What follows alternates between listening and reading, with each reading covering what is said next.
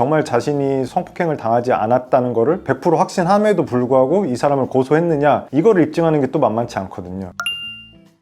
이 성범죄 발생했을 때 주로 어떤 경우에 이렇게 무고를 좀 하나요? 제가 경험상 봤을 때 여성분이 합의하에 성관계를 했는데 그 여성분이 원래는 다른 남자친구나 남편이 있는 경우, 그리고 합의된 성관계를 남편이나 남자친구한테 걸렸을 때 그 상황을 벗어나기 위해 내가 합의하에 성관계를 가진 게 아니라 내가 성폭행을 당했다라는 식으로 무고를 많이 하게 됩니다. 또 다른 경우에는 이제 일명 꽃뱀이라고 하는데 돈을 요구하기 위해서 합의된 성관계 이후에 당했다는 식으로 실제로 무고가 이어지기도 하고, 이후에도 사귀다가 헤어졌을 때 좋게 헤어지는 경우도 있지만 대부분 이제 다투거나 그렇다 보면 그거에 대한 복수심으로 나를 가지고 놀다 버린 거냐, 뭐 가지고 놀다 뭐 헤어진 거냐 라는 식으로 하다가 결국에 성폭행으로 신고까지 가는 경우도 꽤 생각보다 많이 존재합니다. 변호사님은 개인적으로 이 무고죄 이거 어떻게 생각하세요? 무고죄는 어느 방면으로 보나 너무나 이제 중대한 범죄이고 죄질도 매우 나쁘다고 할 수 있는데, 우선 무고죄가 성범죄에만 있는 건 아니죠. 사기든 뭐든 어떤 혐의로 고소를 했는데 그게 사실 허위 고소였다 하면 무고죄가 될 수도 있지만, 특히 성범죄 같은 경우에는 허위 고소로 인해서 실제로 실형을 사는 경우도 많고, 성범죄 뭐 강간, 강제추행 등 이런 성범죄 같은 경우는 피해자와 합의가 되지 않으면 거의 다 실형으로 들어갑니다. 구속되기 때문에 피해가 너무 막대하다고 볼 수 있고, 사실 성범죄 같은 경우는 단 둘이만 있는 공간에서 이루어지는 거기 때문에 피해자 진술의 신빙성을 대단히 신뢰합니다. 그렇기 때문에 피해자가 정말 일관되게 자기의 피해를 주장한다면 실제로 그런 일이 일어나지 않았더라도 가해자로 몰리는 사람이 구속될 수도 있기 때문에 무고라는 거는 중대한 범죄이고, 여러모로 무고죄는 중대하게 처벌돼야 된다고 생각합니다. 무혐의 또는 무죄가 나왔어요.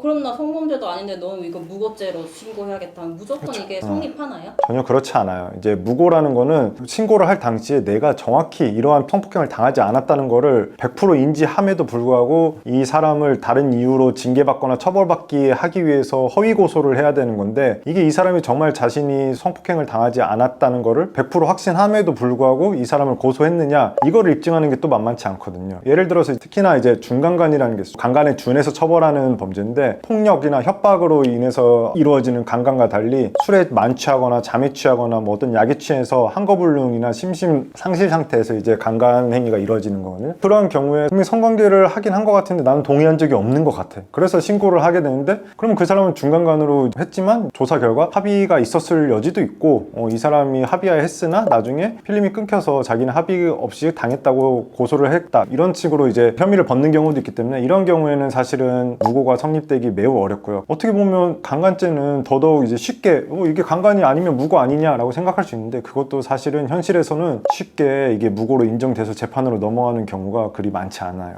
무고죄 이거 입증하는 거 진짜 어려운 것 같은데 왜 이렇게 어렵다고 생각하시나요? 강간이나 뭐 중강간, 강제추행 이런 것들이 대부분은 단 둘이 있는 공간, 즉 뭐 모텔이든 아니면 누구의 집이든 이런 곳에서 이루어지기 때문에, 그런 곳에는 뭐 CCTV도 있을 수도 없고, 그렇기 때문에 서로의 진술이나 이전 이후에 서로 주고받던 카카오톡 메시지, 뭐 문자 메시지 이런 정황 증거들로밖에 판단할 수 없기 때문에 상당히 피해자 진술을 신뢰합니다. 이게 일관되면 피해자 진술에 대한 신빙성이 굉장히 높아요. 최근 들어 이제 성인지 감수성이라는 표현도 있듯이, 예전에는 강간을 당했어요. 근데 그 피해자가 가해자랑 다시 또 뭐 연인 관계를 유지하거나 아니면 다시 하하호 카톡을 주고받아요. 이런 경우에는 이제 일반적으로 봤을 때 성폭행을 당한 피해자로서의 행동으로 볼 수 없다고 하지만, 그 성폭행을 당한 피해자가 여러 방면으로 행위나 반응이 나타날 수 있다. 그래서 그런 것만으로는 억울한 사람이 많이 나올 수도 있는 현재 법 체계이기 때문에 이거를 뒤집어서 무고를 입증하는 것 자체가 사실은 더더욱 어려운 현실이 되었고, 이 사람이 정말 나를 어떻게 하기 위해서 거짓 고소를 하였다는 것 또한 증거가 필요하거든요. 그래서 실제로 법원에 가서 이제 처벌까지 이루어지는 경우에는 대부분 그 무고했다는 사람이 허위 신고를 했다고 자백하는 경우가 대부분이고, 실제 그 사람이 부인하는 경우에 재판까지 가서 처벌까지 이루어지는 거는 많지 않다고 보시면 됩니다. 어렵게 무고죄가 인정됐어요. 변호사 비용이랑 돈도 많이 들어가고 정신적으로 엄청 스트레스 받았을 텐데 이런 거 받아낼 방법이 있을까요?